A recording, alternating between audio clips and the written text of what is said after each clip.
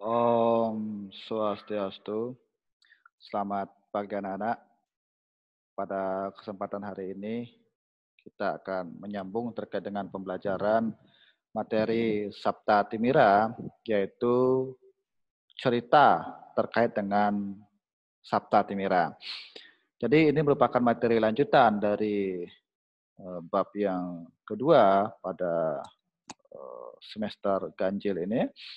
Materi Sabta Timira itu kita akan membahas terkait dengan cerita terkait dengan Sabta Timira. Tapi sebelum itu, Pak ingin mengajak kepada anak-anak semuanya, sebelum kita memulai pembelajaran, mari kita berdoa terlebih dahulu agar apa yang kita pelajari pada kesempatan hari ini itu bisa kita pahami dan bisa kita praktikkan dalam kehidupan sehari-hari. Mari kita mengambil sikap Anjali Mudra, ya seperti biasa. Berdoa Bapak pimpin secara virtual. Berdoa dimulai. Om Saraswati Namastubhyam Waradeka Marupini Vidyarambam Karishyami Syadir Bhavatu Me Syada Om Hyang Widi dalam wujudmu Dewi Saraswati sebagai pemberi berkah ilmu pengetahuan. Tuntunlah hamba, semoga segala kegiatan yang hamba lakukan selalu sukses atas karunia-Mu. Doa selesai. Anak-anak, pada kesempatan hari ini kita akan melanjutkan materi cerita-cerita dalam Sabta Timira yang berkaitan dengan ajaran Sabta Timira. Jadi ceritanya seperti ini anak. Jadi ada judulnya adalah pemanah yang sombong, ya, pemanah yang sombong. Jadi dikisahkan ada seorang pemuda yang sangat pandai memanah. Ya, ia seringkali memamerkan kemampuannya memanah di pasar. Ini, jadi seorang pemuda yang pandai memanah yang selalu pamer akan kepandaiannya memanah. Dan itu dilakukan setiap kali, ya, seringkali di pasar.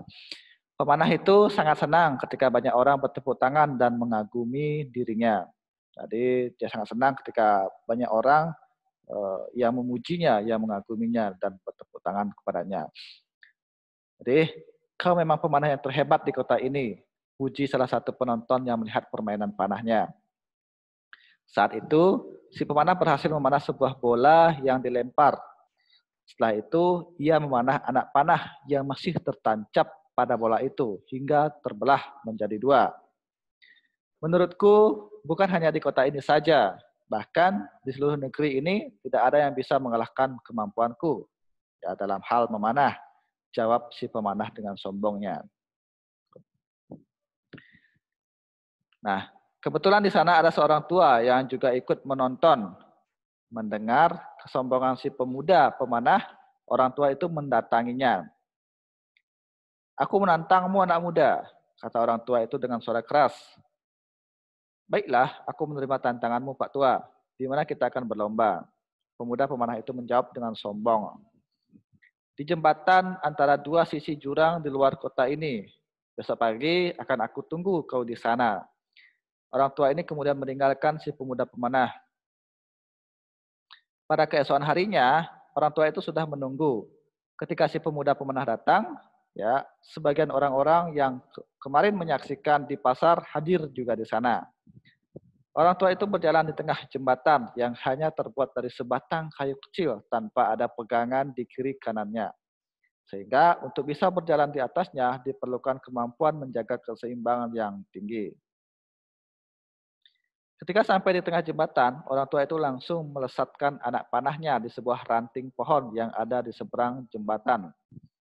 Sebelum ranting itu jatuh ke bawah, ia telah melesatkan satu lagi anak panah dan berhasil membuat anak panah yang menancap pada ranting terbelah menjadi dua. Tepuk tangan dan sorak-sorai penonton ramai terdengar. Kemudian orang tua itu kembali ke sisi jurang, tempat para penonton dan pemanah muda berdiri. Sekarang giliranmu anak muda. Kau juga harus melakukan hal yang sama dengan yang aku lakukan tadi. Ya. Kemudian apa yang dilakukan oleh pemanah ini?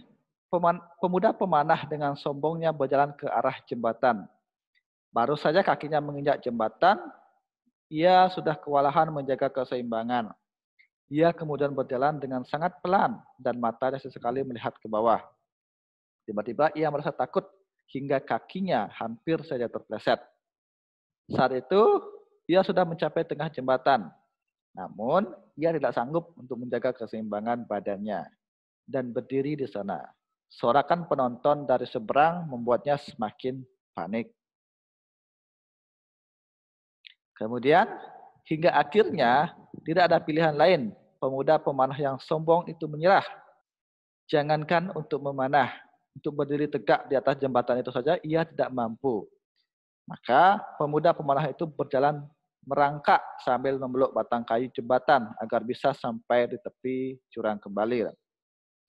Ia sudah tidak peduli lagi terhadap sorakan penonton yang mengejek dirinya.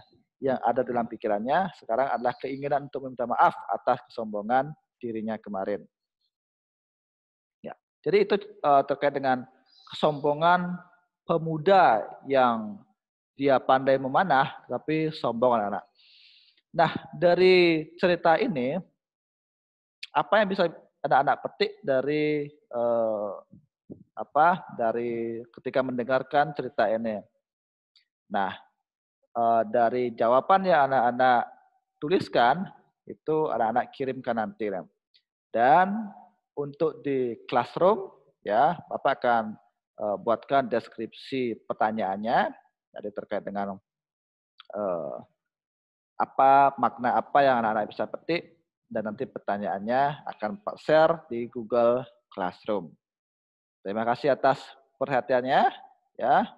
Selalu jaga kesehatan dengan selalu menerapkan protokol kesehatan dan sampai jumpa di minggu depan. Ya, minggu depan kita akan ada evaluasi.